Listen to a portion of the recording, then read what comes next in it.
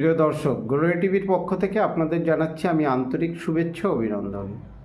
এর আগের একটা ভিডিওতে আমি বলেছিলাম যে এটা একটা যেন তেন ভোট। এটা এই ভোটের 70% জল মিশানো ভোট। তারপরও এই ডক্টর ইউনূসের মতো একজন অত্যাচারী শাসককে সরানোর জন্য এই ভোটটা ছিল একটা কৌশল বিদেশিদের, আমেরিকা বা ইন্ডিয়ার।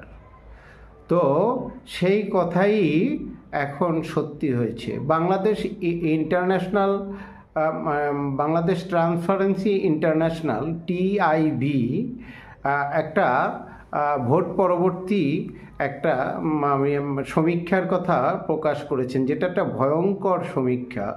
দেখুন সমীক্ষাতে কি বলেছেন। 46.4% ভোট কেন্দ্রে আসতে বাধা দিয়েছে ভোটারদের। 21.4 জাল ভোট দিয়েছে। 21.4% জাল ভোট পড়েছে।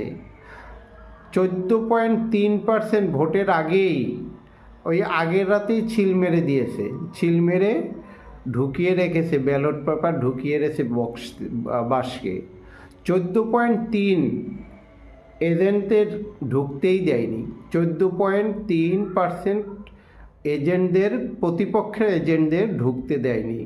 এবং 99% প্রার্থী আচরণবিধি, ভোটের আচরণবিধি লঙ্ঘন করেছে। এই একটা মিলিঝিলি কোনো রকম, অর্থাৎ উভয় পক্ষই কিন্তু এই যে ভোট সিল দিতে অথবা জাল ভোট দিতে ব্যস্ত ছিলেন।